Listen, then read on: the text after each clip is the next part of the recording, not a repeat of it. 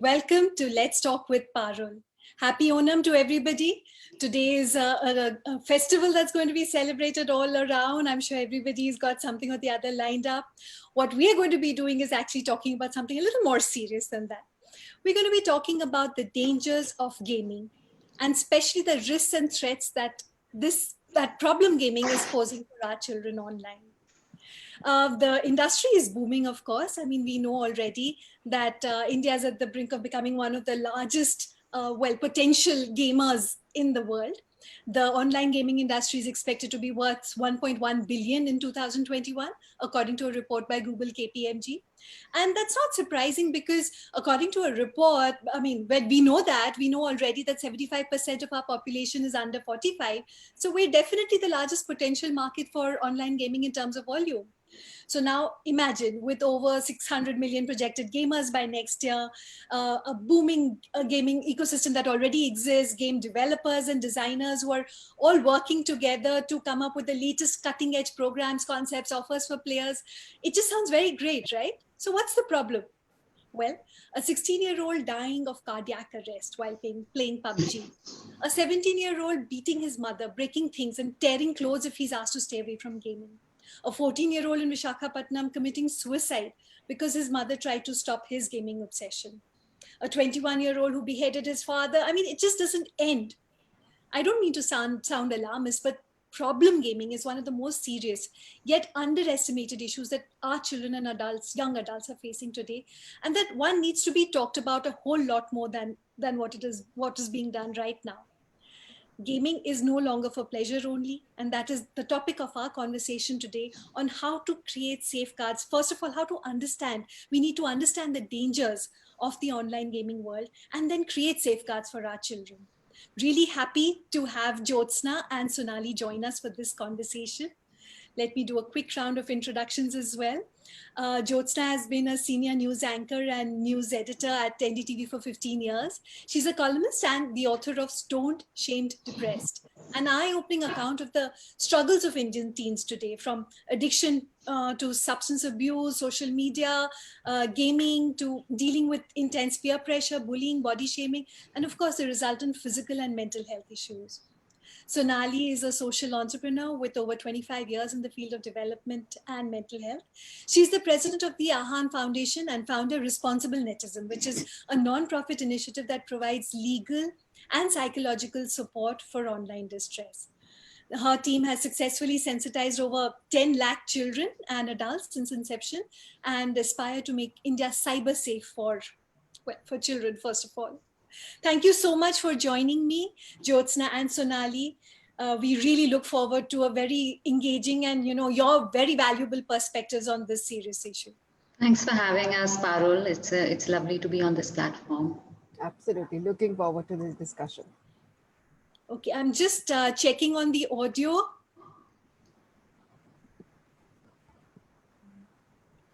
Give me 1 second. I'm not being able to hear either of you, which we were doing so far. It wasn't a problem. I'm just checking on that.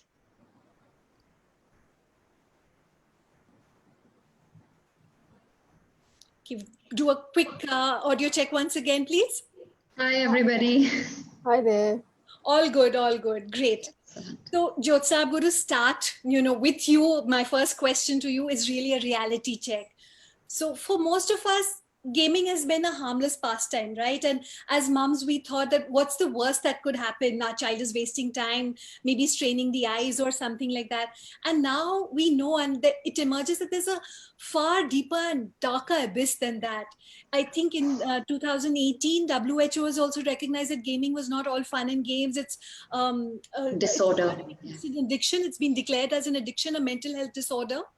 Yeah. So, given all of that, given all your research, what made you include gaming in your book along with the other forms of addiction and the problems that you talk about? How problematic can gaming get?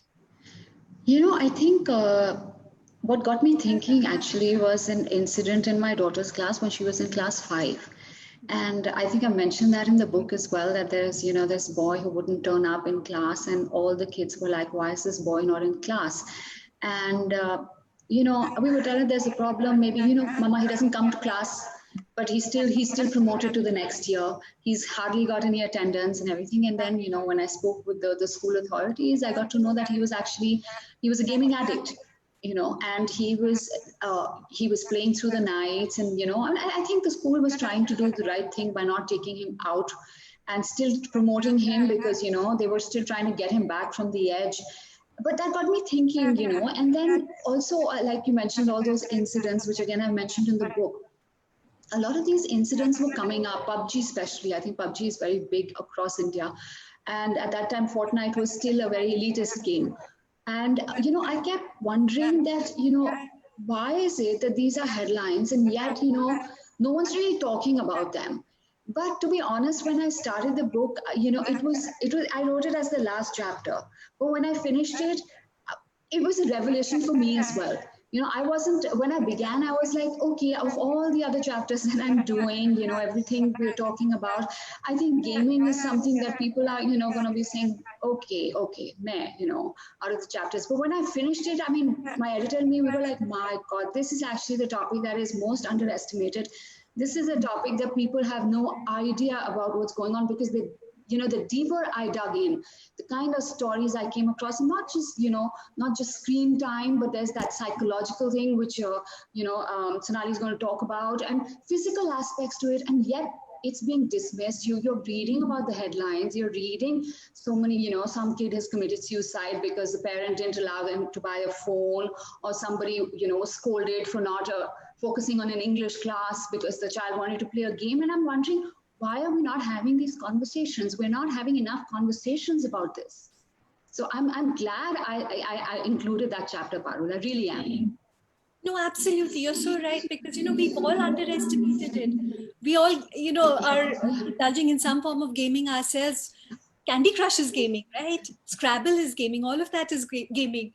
Which brings me to you, Sonali, that I'm playing Candy Crush, I'm playing Scrabble, and I love it. And I keep going back to that game. When does it become problem gaming? And, how do we as adults, as parents, be able to distinguish what's happening? Because they're all playing games, they're all online all the time, our kids, and especially at this time, because of the pandemic. So what are the red flags, and where does it turn, face? How do we distinguish that? I'm so happy we're doing this discussion today, and your book is amazing, Jyotsna. This is the most frequently asked question, so it is one of our FAQs in the sessions that we do. What is gaming dependency, and when does a child become dependent? So, just a word of caution: not everybody is a game dependent person or game addict. There are definitely, and it doesn't happen overnight, because a lot of parents keep telling us, "Kya अरे रात भर में बच्चा addict हो गया और ना game नहीं छोड़ रहा है." But this does not happen overnight. It takes some time for a child to get over into the space of dependency or addiction. But these red flags are definitely not picked by parents, and that is a real big concern for us. Uh, we've realized that the children are into gaming from the age of 4, 5, 6 onward, because they are exposed to virtual platforms. What the child is doing, how much of screen time, how much of gaming behavior, and how is that impacting the child? So we always keep talking about very crucial red flags, which are three critical elements: food, sleep, and academics. If these three are affected, and behavior, if you see any shift in behavior, any extreme behavior, or absolutely withdrawn, any shift in normalcy, are flags that need to be picked up. uh, these are very common in teens. So maybe a lot of times parents also believe that this is teenage. They're also undergoing identity crisis. So these are not picked up as red flags altogether. But there are so many other symptoms, like stealing the device or taking it to the washroom or hiding it in their pockets or sleeping with the device under their pillows, and hiding their online behavior or conversations. So all of these are uh, these are red flags that need to be identified. A lot of times parents are in disbelief कि मेरा बच्चा कुछ नहीं करता है, and this is when the problem starts, because you may want to believe for sure that your child is not engaging into any high risk behavior, but at the same time you cannot be sure, because no child will come and tell the parent कि हाँ हाँ मैं बहुत high risk behavior में engage कर रहा हूँ online, so kind of I'm just alarming you. So that doesn't definitely happen. But then how do you pick these up? These are conversations that have to start in very early. It cannot start suddenly when your child is in grade 7 and 8. It has to start in when the child is exposed to gaming. And that is when the entire process of uh, conveying what red flags are to the child, also sharing what could concerns that you have with the child, and asking the child to find solutions for himself or herself. So for example, we've had amazing cases of kids being groomed by their parents on safe gaming. And when the parent has said कि अगर you fall in a trouble, if somebody is bullying you, what will you do? The child has come up with solutions saying this is what I will do and I will report. So I think these are conversations that need to start very, very early, and that's where it needs to begin for now at least. I actually want to just second what Sonali was saying, Parul, that when I was speaking with, somebody, a doctor in Bangalore, the Shut Clinic, which is considered, the first digital detox clinic in the country kind of thing. And he also said the same thing that, the age for this addiction is 15 to 19, but it starts early. It's when it manifests is 15 to 19, but it's starting at 11, 12. So if the parents are not going to accept that, there could be a problem, they're not going to be able to face it and understand the implications of what's going on at home. So we've had 2-year-olds totally dependent, on a game like just candy, and the child is throwing tantrums even at 2.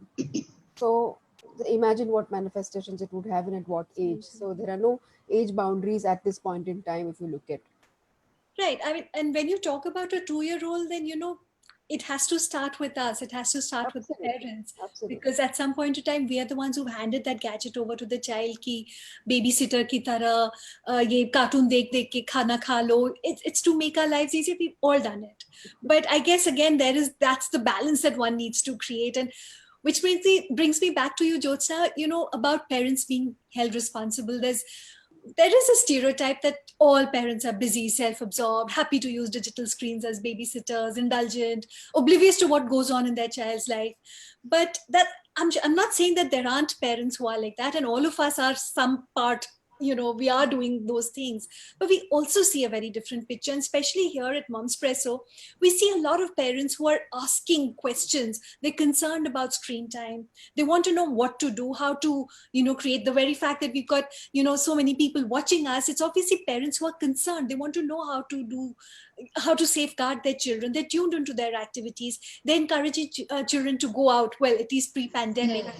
So where, what is the real picture? What's happening? And how do we balance these kind of counter, the images that we are seeing? Parul, it's such a tricky environment right now, to balance you don't want your child to be ostracized, right? And yet you want to be able to monitor them. And I found I met both kinds of parents, the ones that we are talking about, who are on the ball and who are monitoring everything, and yet they're struggling. So I keep thinking that imagine if these people are struggling, what happens to those who've given this unrestricted freedom to their children, who are not watching, who've just let them be on gaming, let them be on YouTube? It's a cesspool out there, and actually, I'm just saying we have to do the best we can. Given the environment, I think everybody's answer is different. I mean, my kids are not on social media. And I have this battle every day with my elder one, and she's read my book, so she's clued in, we have lots of conversations. So I think conversations at home are so critical, because our aim, I think, should be to push whatever we can to as late as possible. The older, in my opinion, a child is, the better he or she is going to be at handling any repercussions. A child who's playing at 10 versus a child who's playing at 15, there's going to be a difference in how they react to some stranger on a pop-up chat. A 10-year-old is going to not have a filter. A 15, I'm hoping that a 15-year-old or a 6, I can only hope, because like I said, it's so tricky. There's no right answer for any, everybody has to find their own space. And that's what I keep saying. And now can you ostracize the children? So it's very, as a parent, it's tricky. I think that to me, the answer lies in not having given that gadget very early, because to take it back once you've given it, is very tough now. Yeah. I've got so many people talking about these incidents that they gave it at 6, 7. Now they're struggling with a very aggressive child at 15. But now that child is not letting them take the iPad back. And aggression, Sonali will tell you, aggression is so big that the games they're playing, the hours they're playing, it's all coming out into a very, very aggressive generation. And again, not everybody is aggressive, but the incidents that we're hearing, I mean, why should a parent be forced to call a cop on a child? And that's happening. And it's not something that's happening in the Western society anymore. We are what the West is. Absolutely. I think that's something we need to understand very clearly. It's no longer somebody else's problem. Exactly. It's a very typical tendency of all of us, कि नहीं यहाँ नहीं होता है. अभी नहीं होता. Countries and all. So Nali, I'd like you to continue on the same topic. As far as parents are concerned, what do you see are the common mistakes that we are making? I mean, we've already talked about starting very early. Jyotsna's made that very, very clear point that try and extend it as much as possible, especially access to things like social media or even just handing over the gadget. What else do you see? It's not easy, Parul, because we've got to put in a little bit extra work to not do this. It's not easy. Yeah. I think I'm really struggling to understand how can we delay this, because we have today children coding at age 6 and 7. We have children building softwares, creating games on their own, because that's become the in thing now. So how much can we delay this? One. Two is, if children are getting into coding, understanding software development very, very early, then I believe it is also the role of the parents to introduce them to hygiene and safety that very early. So if you cannot delay the device introduction to your child, I'm sure you can at least build in hygiene practices in cyberspace. You can then talk about how they can stay safe on that platform, because we also know that a lot of children today, in fact, parents are hell-bent on enrolling them on these coding platforms at age 6, 7, where children are developing their own apps, developing their own games. But I think here is where the trick lies. So if your child is going to be engaging, to all moms and dads, if your child is going to be engaging in coding and app development and app game creation, inculcate safety into what they're going to be creating so that they become influencers of safety. So while you are also teaching them to code and create apps, safety should be inculcated as a practice within children. So they are also looking at, while they're providing this creation or innovation of theirs to other people, they're ensuring that the platform that they're providing is safe. And that's why they're also inculcating those values for themselves. So this is nothing but a value education class which needs to be imbibed, inculcated, practiced by everybody at home, and it is not only applicable to kids. Because we've seen very irresponsible behavior by adults and parents within the house, and you cannot only segregate children for the kind of for the behavior that they show with their devices within homes. Um, Moving on to how, therefore, do you need to protect? What do you need to do? So there are understanding the gaming world to some extent. So we work with a lot of game developers. We work with a lot of people who are into the gaming industry, and they have a lot of very important, very critical, and very interesting things to talk about. One is understand age appropriateness as a parent. तो जब बच्चा 7वीं 8वीं में चला जाता है, the child decides, even 5th standard for that matter, the child decides what needs to be played. Parents are least bothered, unaware. So you know, illiteracy or digital illiteracy is not, you cannot call it ignorance as bliss, because it's going to land your child in trouble. But understanding technology, at least to be able to safeguard your child, is the bare minimum that we're expecting parents to have. So while you understand what is age appropriateness, you must understand game and app rating. And for that, you need to understand what kind of game is applicable to your own bacha, what age, what content, whether it is violence, whether it is sexual content, whether there is language which is not meant for the child. So learn to pick these symptoms, learn to pick these ratings, which are all available online on the gaming platform, and learn to associate valid rating. So if you look at Google, ye wala rating makes no sense. The age rating that talks about 16 plus, 18 plus, there are websites that we're going to be talking about like ESRB or PEGI, which talk about content rating, which is age appropriate and depends on the maturity of the child. I think those are guidelines that they need to follow. And this has to start again very, very early. It can't start very late. Right. So, Nali, we spoke about it and we compiled some of these points that you're talking about, and I'm just going to play those.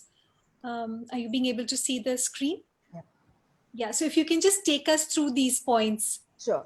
So, like I was talking about, ratings are based on minimum maturity level of the content. So, it is designed for age appropriate audience, but it is not played by age appropriate people most of the times or by children. The other thing you need to understand is what do ratings cover? For instance, an ESRB or a PEGI will cover whether the game has sexual content, violence, drugs, gambling, and even objectionable language, and what is the learning outcome of that game. These are ratings that need to be read and studied and then applied in terms of the game for your child. The websites that I mentioned here, esrb.org and peggy.org, are not Indian, but we are still following those because we're yet to have a specific rating portal for the Indian audience. But meanwhile, you can definitely look at these. Google also has, or Play Store also has come up with content rating. You need to read these terms and conditions before you select any particular app or game for your child. Okay. We also have some more tips from you on, the actual responsible gaming behavior, and we'll come to that shortly. But, there was a point which we have a mom asking, Raksha. Raksha has a question and she says how to make kids stay away from games. If we set time from them for games, they start to play Chori Chupe, which we also don't want. So I think that is, let's just talk about that. Jyotsa, I'd like you to weigh in as well, because like you said, it's very difficult to keep kids away. So, I mean, I think we as parents need to understand that we can't keep them away. And the objective is not to stop them from gaming. So, I mean, I'd just like both your views on that. Jyotsna, let's start with you. Everything has become so exaggerated now with the lockdown and the COVID. That's another problem. I think for a lot of our family, of us, who worked on it, everything has gone out of the window. All that hard work, we got to start with scratch. But I think it's really tough right now. So I mean, these are separate and special, in conditions. But you have to set time. You have to set time. What I do, I know as soon as I say time up, they say 5 more minutes. 5 more minutes, or, so I at least 5 more minutes. So I kind of set like a little bit less time because I know that 5-10 minutes is still going to come. But I think that's the only way. You have to monitor it, and I don't allow my kids to play more than once a week. Okay, holidays is different. Yeah. Holidays is different, but school started as of yesterday, and we're back to only weekends, half an hour. And so if the expectations are less, anything even 2 minutes over is like, wow. So, I mean, I know a lot of friends, they allow more, but it's okay. I think each to their own, but I stick to my rules. I don't allow them.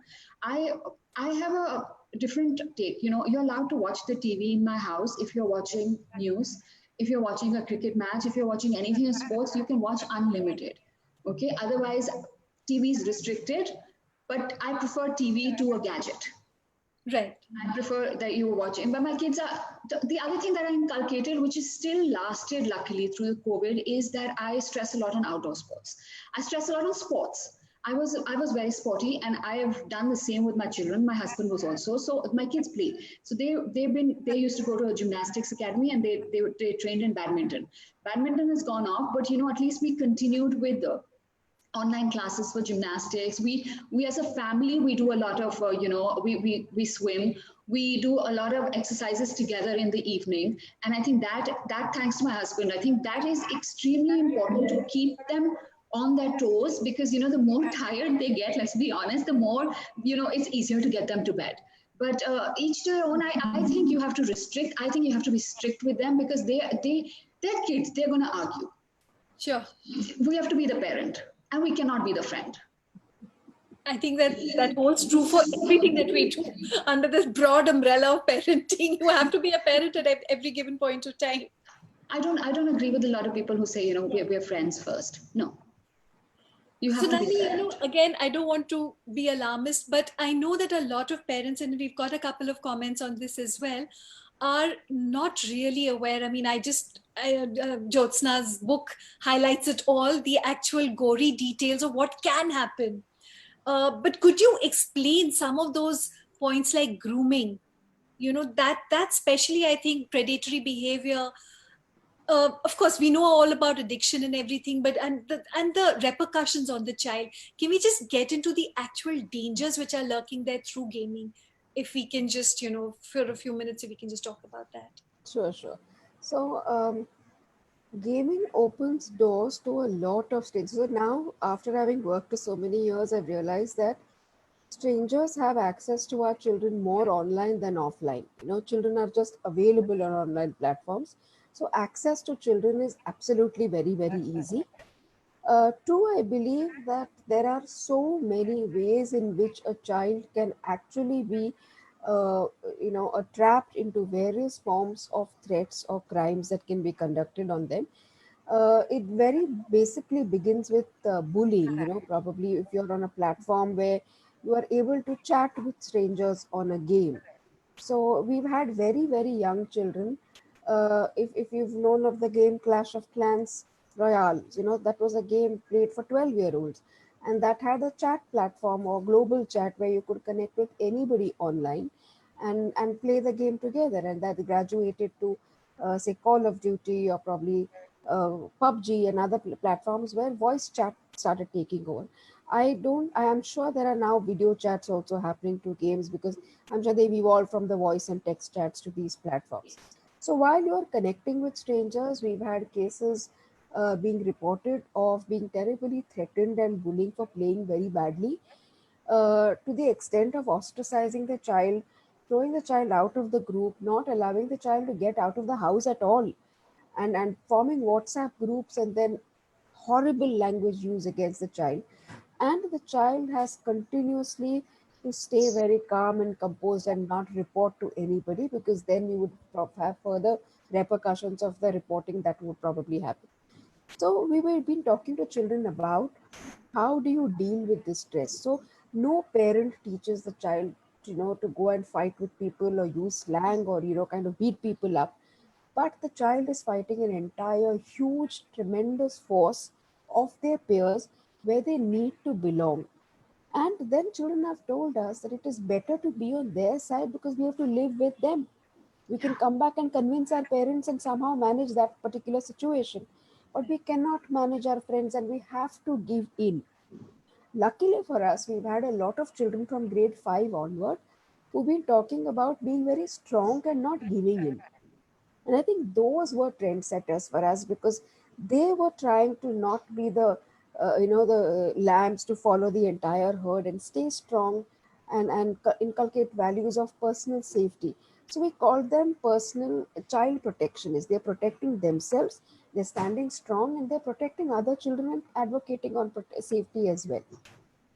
So that really hit out well. Some threats that we've been seeing, like morphing of images, or we've had children through various gaming platforms even access deep web, dark web.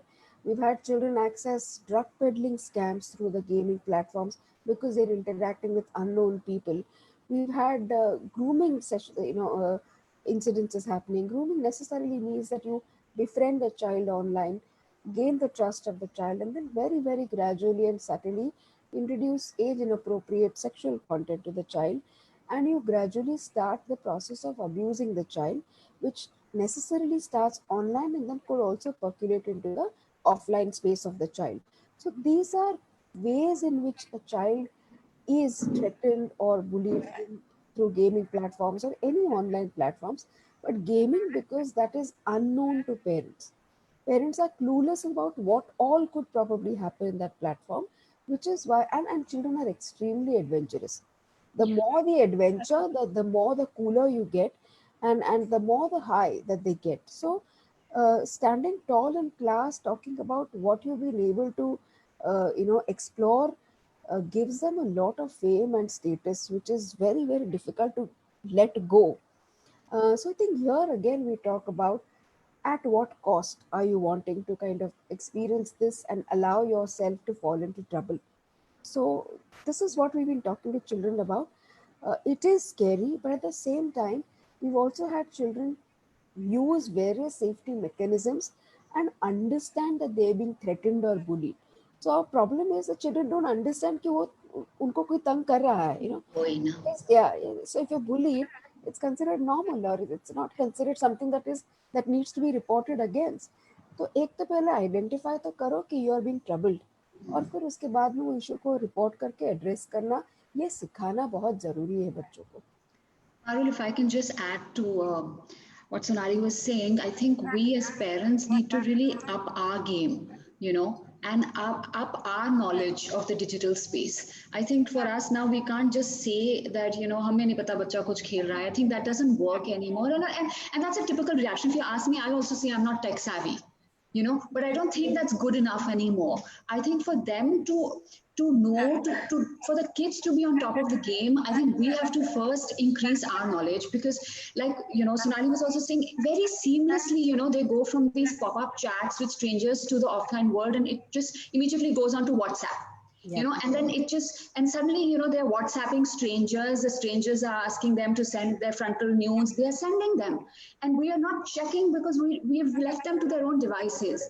And also the third thing is that, that peer pressure is very important for them. So we have to learn now to know their friends much better than we were doing it. Very, very important. Everything, as Sonali said, they do not snitch. For them, everything is, we will learn from our friends. We will handle, like Sonali said, we will handle our parents. Our parents don't know anything. So for us, it's extremely important to know who they're hanging with now. Very, very important. Online and offline. I mean, yeah, absolutely. They're Absolutely. very, very tricky, because children can hide their online behavior so easily. So well, yeah. And that is so scary, because we know most of the parents who've reported problems is because they've accidentally, identified some threat on their device. बच्चा ने आके बोला नहीं है. So again, I'm coming back to what Jyotsna said, being the friend. So I believe we play 3 roles: friend, police, and cop. And we need to be able to draw a line when we are dealing with our children. In our country, we don't give privacy to our children. अपना बच्चा है, अपनी जिम्मेदारी है, और अपने को corp बनना जरूरी पड़ता है बहुत बार. So even if you are a friend, we're talking about certain set rules that you have to follow as a family. And then there are open guidelines where you can allow some amount of give and take, and that can be, negotiated kinds. But I think those need to set in absolutely for everybody in the household. Right. In fact, that's something we all make a mistake. Every time we download a new app and you agree to those terms and conditions without even looking at them, you're giving your access, right? You're giving your access out for a whole lot of things. I was reading that a lot of the gaming software, in fact, they are able to switch off your phone sleep mode. So you're constantly on that screen. The screen will never go off whether you're touching it or not. And then, of course, access to your data, access to, rights to be able to maybe even delete or access your pictures and stuff like that. That's another thing nobody really looks at. I think we overlook it quite easily, even when we're downloading I'm other. paranoid about these things. The other day, I was in bed and I was like, I had my laptop there and there was like this round thing going, and I'm like, what is that? And I got out and it was like, the camera is on, and I'm like, yeah, why is the camera on? I mean, so we have to be aware to look at these things. And it may have been very innocent, but I just shut the laptop.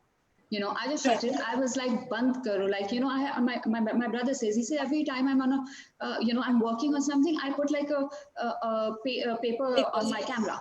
I just shut the camera. But, we have to know what we're looking for to start with.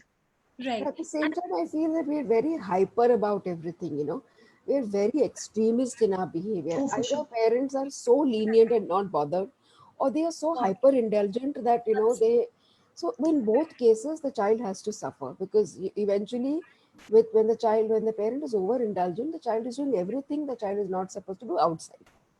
So all of these, why aren't we looking at a balance? So we are not talking about gaming being bad. We have enough and more experiences of fantastic gamers.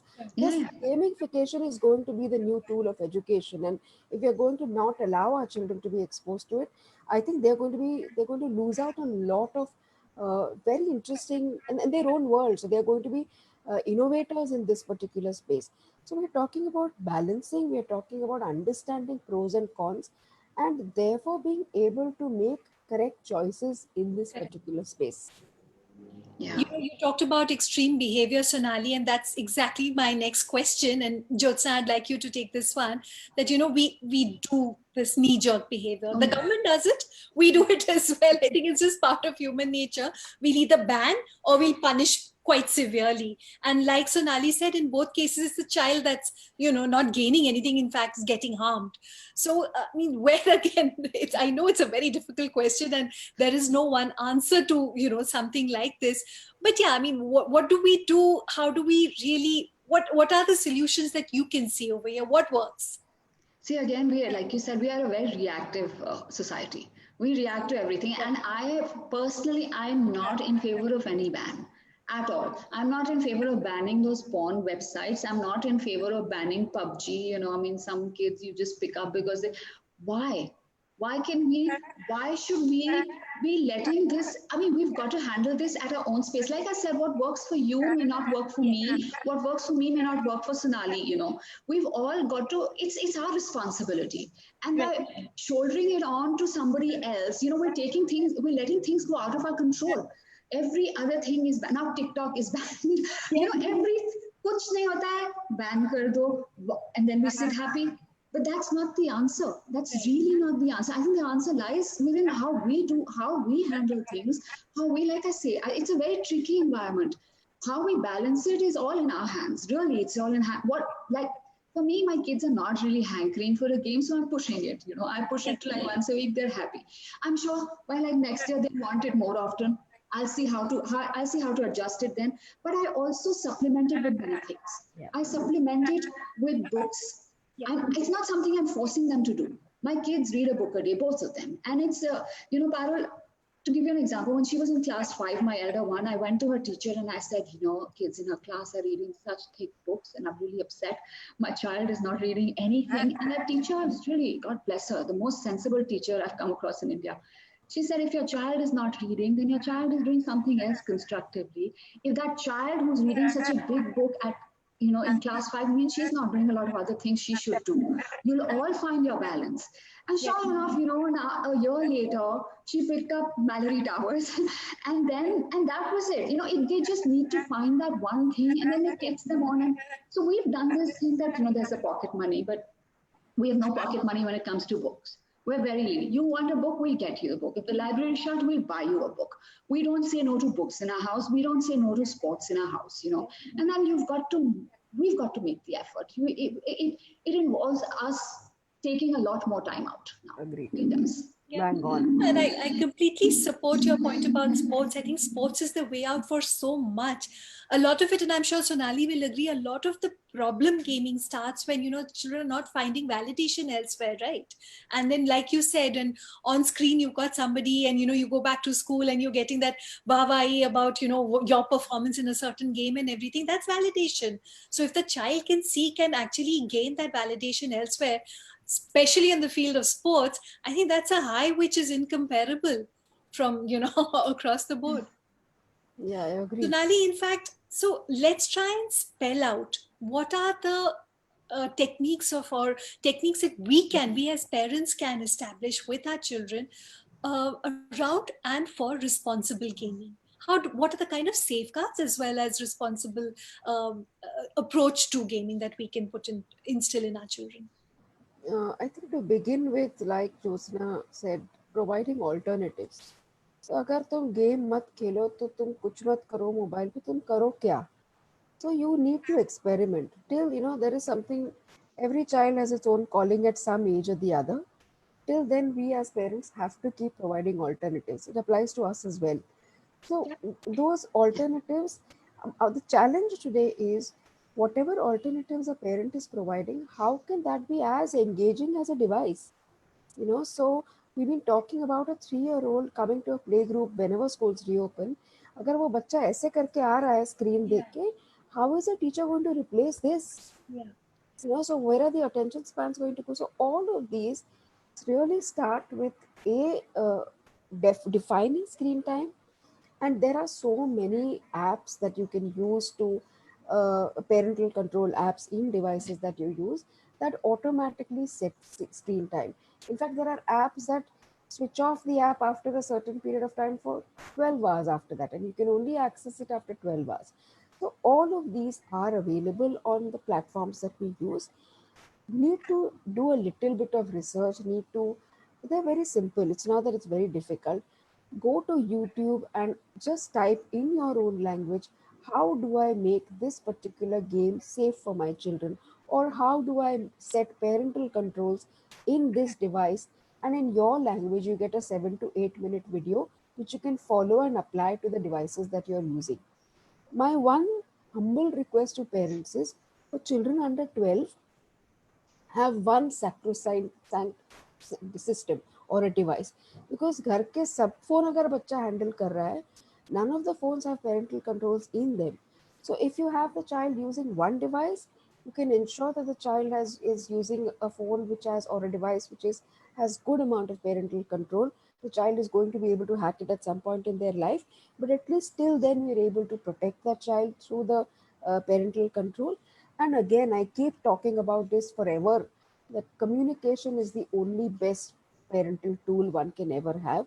Then back them up with system generated parental controls, but this is where it definitely needs to begin. So there are challenges that start very, very early. Maybe you can play the slide, I'll have some more coming in Yeah, there. I'll just share that. Yes. Also, when we talk about responsible gaming, so we've had a lot of children, in fact we've been working with a lot of gamers ourselves to understand how do we create game platforms that are safe for children, for our for children in our country, and how do we inculcate responsible gaming behavior. um, some of the important takeaways that I would like to share before I move on to responsible gaming behavior.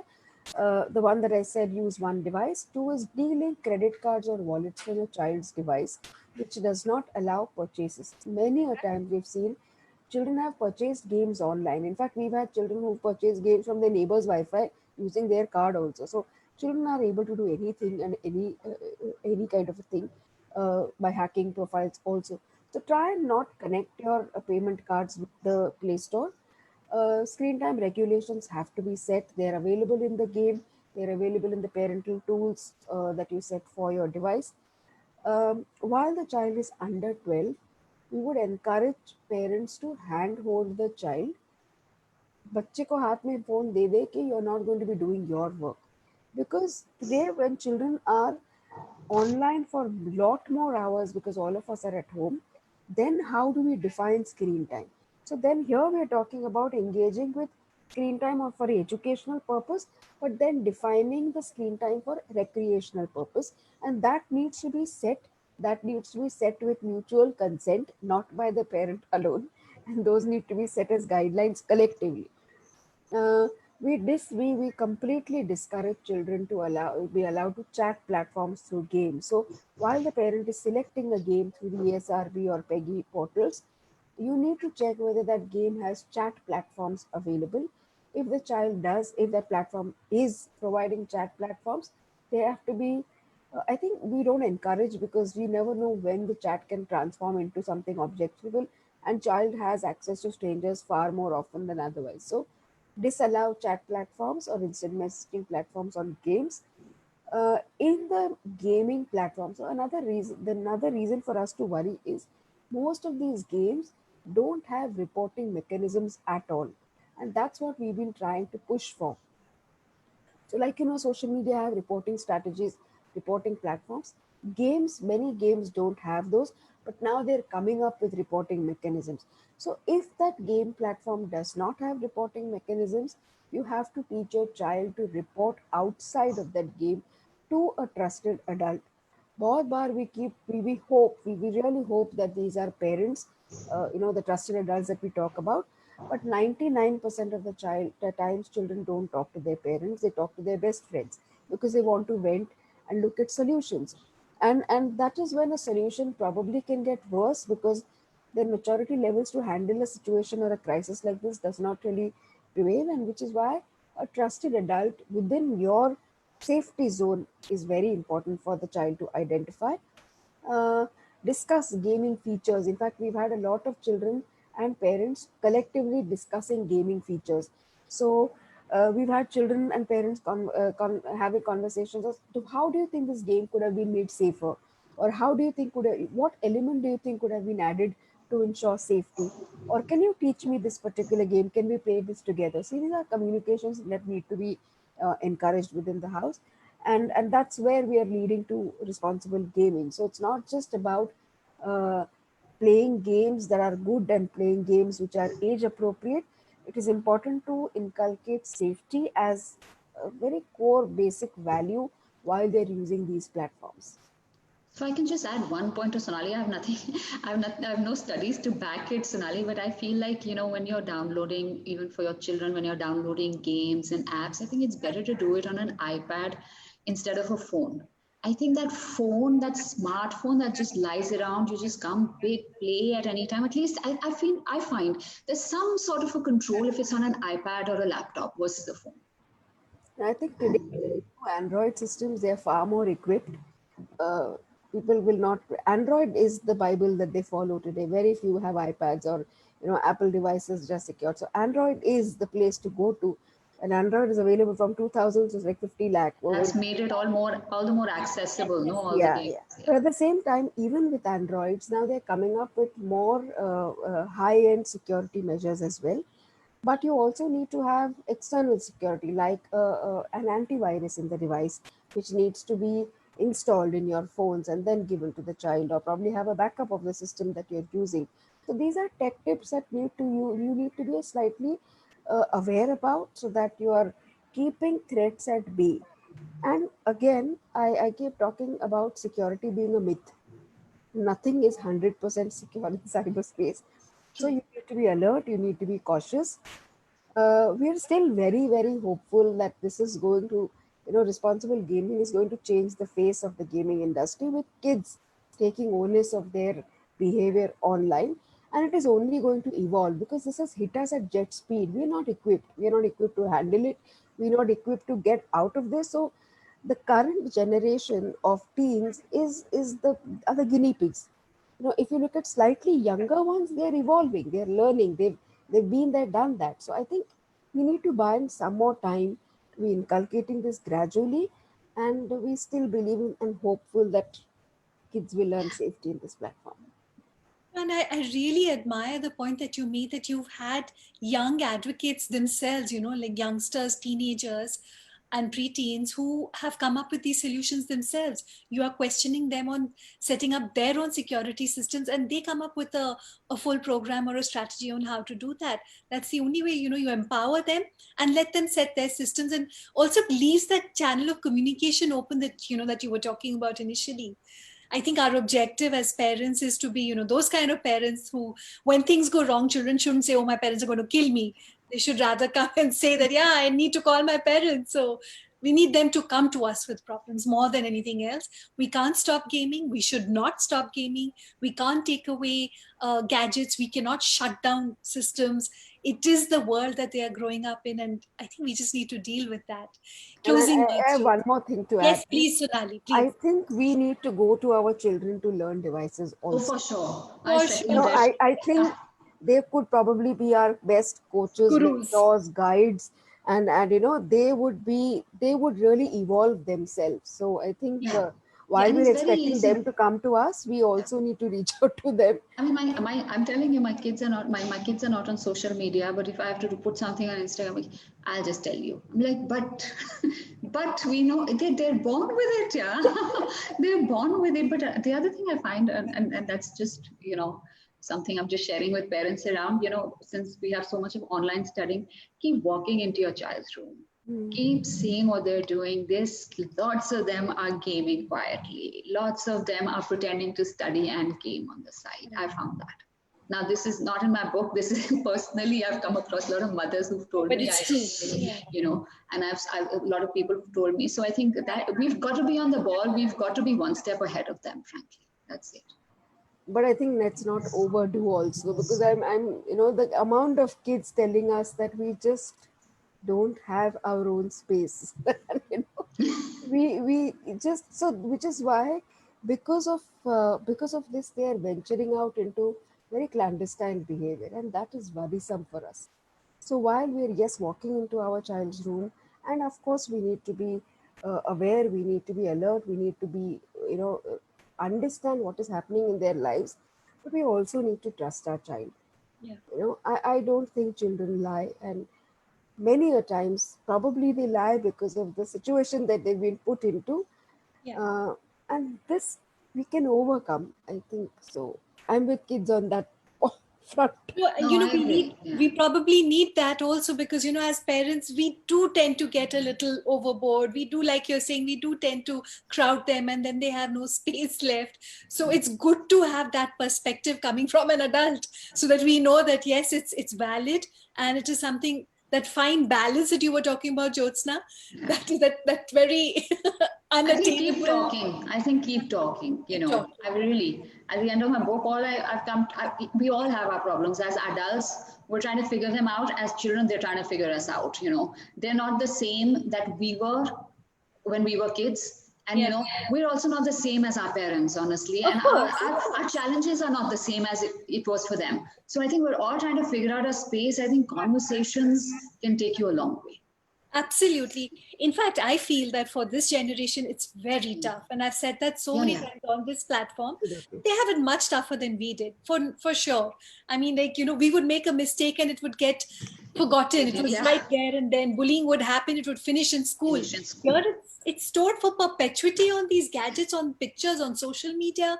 It's constantly, hovering over your head like a sword. It's terrible. It's a really high pressure life that they're growing up in. Absolutely. So yeah, that's it. And like Sakina has mentioned, those 5 minutes that you were talking about, 5 minutes more, 5 minutes more. That's obviously a universal problem. She's mentioned that as well. And a lot of other questions that we've got, which we have already answered about, taking things away, which I think we've understood that we cannot. The idea is not to say that all gaming is bad and we have to stop gaming. The idea is to say, okay, how can we be responsible and safe while gaming? Thank you so much, Jyotsna and Sonali, for your views on this, because I'm sure it's helped a lot of parents. It puts a very different perspective even for me. And, we've discussed this, that at the end of the day, we need to keep talking about this. We can't just be very, sit pretty and think that, okay, gaming is a game, it's only for fun. There are a lot of very, very adverse situations which can come out of gaming. And we've talked about those. We've also talked about the safeguards. So there is a way out. It's not all bad. And again, no, it's not all bad. It's not all bad. It can never be all bad. We've just got to harness it responsibly. Evolve to be responsibly. better. I think I can just envision probably 2 years down the line, we'll have some kids at 5 and 6-year-old coming up with amazing games on which they are.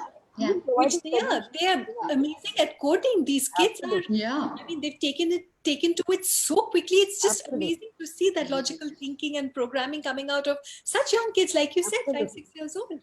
So I think we're on the right track if we just keep those safeguards. Thank you so much, Sonali, for that very articulate list of, things to do, because it really helps. Sometimes when you see it in such clarity, it really helps parents to deal with it. Thank you so much once again. Thank you. And I'm hoping, please go out and buy my book. I'm doing one plug. Otherwise, my PR friend is going to be had a face-to-face with this one.